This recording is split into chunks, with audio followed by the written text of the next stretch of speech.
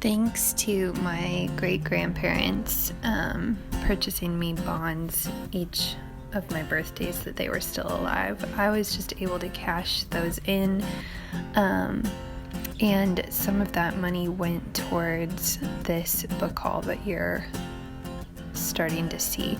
The order that I placed came from 4 different locations across the country, and so I got them in different shipments on different days.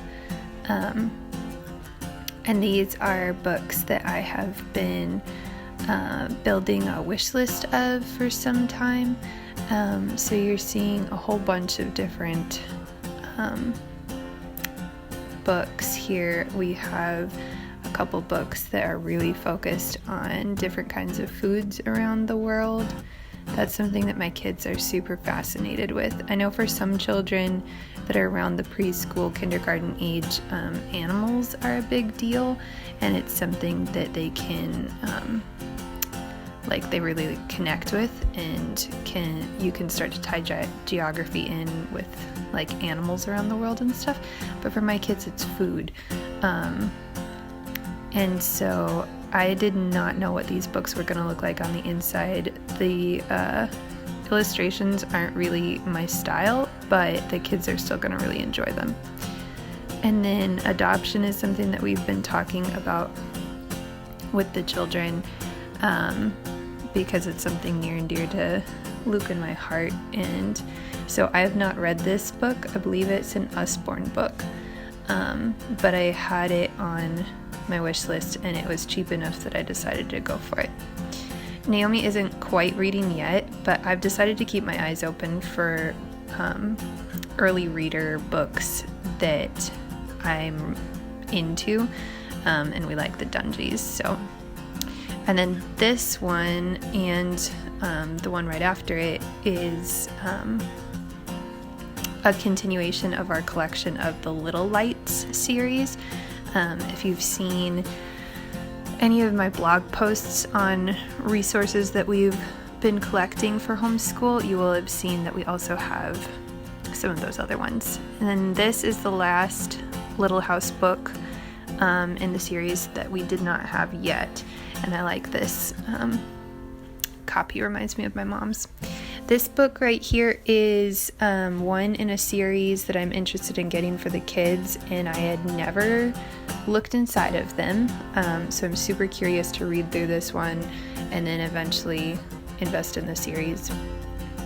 If you've been watching my library haul videos, you saw that I had checked this one out recently and then decided that I was going to purchase it.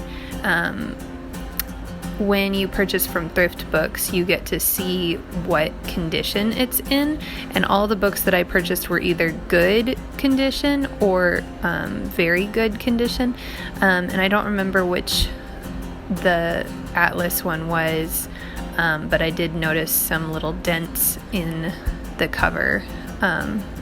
This book is huge, and I mostly got it because of, again, the Dungies, and my son really likes basketball, so he's enjoying this one. This is an activity book that we had actually purchased years ago, that I had decided I was gonna hold onto until the kids were old enough to do it, but then decided to just give it to them, so we needed to replace it because the other one had been loved to shreds.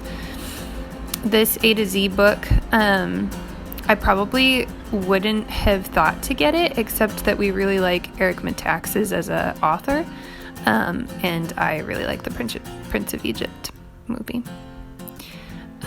This book, I think I actually just saw it in Mardell recently when we were there, and decided to look it up on thrift books, assuming that I could find it cheaper used. But again, if you know, some of my kids' interests is in these historic people who walked with God and did great things with him and for him. And so we have like the smaller picture book version, and then this one has 100 stories in it instead of just 12. And a lot of the people in here my kids already know. Flipping through it, I was a little disappointed that so many of the people, even if they are of different ethnicities, like especially the Jewish characters just look white.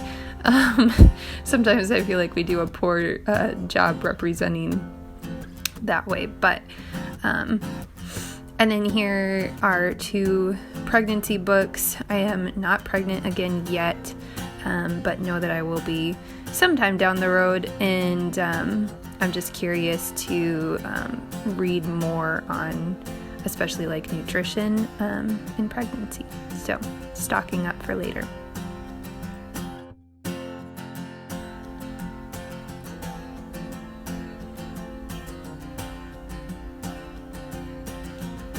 Ooh, okay. So Naomi is really into Bethany Hamilton, and you're seeing some more of these character. Oh, yep, and here we go again. Food all around the world. So this is an Usborne book that I didn't have any idea what the inside was going to be like, but whoa, it's very enticing. Really nice to look through. I just got swept up in it, and I'm really excited to show it to the kids. They're gonna love this one. So it is a cookbook, but I'm sure they'll just look at it too. And then I love the concept of this book, Bible-less people around the world. That's something we've been talking about a lot. The illustration style is definitely not my cup of tea, but it is very striking. And then this is another one of those picture books with women. There's Gladys, Catherine, Amy, some of our favorites. Yeah, I wish that there was more ethnic diversity in these books, but that's actually something that I'm finding with a lot of collections of stories about historic people of the faith, is we could really use knowing and passing on more stories from more people around the world. Oh, I'm glad to see this one is looking a lot more diverse than the other one, at least. So I'm glad to see that. I'm excited to get into this one. I feel like there's a lot of people in here that we don't know about yet, so that'll be cool. Praise God. And then we've got the Bethany books. Naomi loves watching the movie Soul Surfer, and even if we're not like sitting down reading these books all the way through a lot, I know that she's gonna sit down and look at these pictures in here, and it's so nice to have that tangible book to be able to pick up and do that. So I know she's really gonna enjoy these, and then she'll be able to enjoy them when she can learn how to read them for herself too, not just when I can read them to her.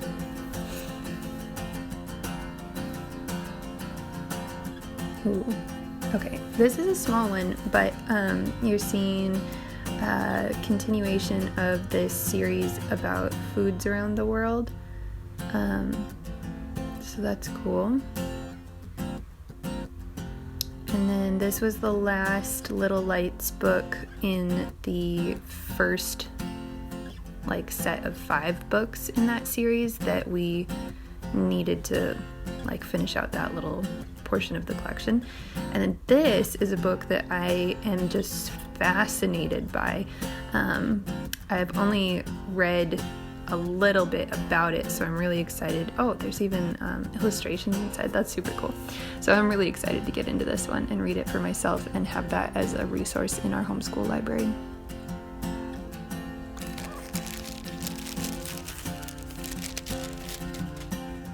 Okay, smallest little order portion is these board books. They're called Storytelling Math, this series is.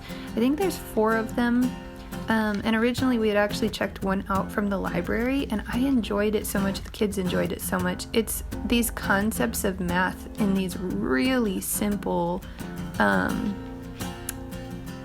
story versions. And so it's just sort of a building a familiarity of these concepts of math in the kids from a very early age.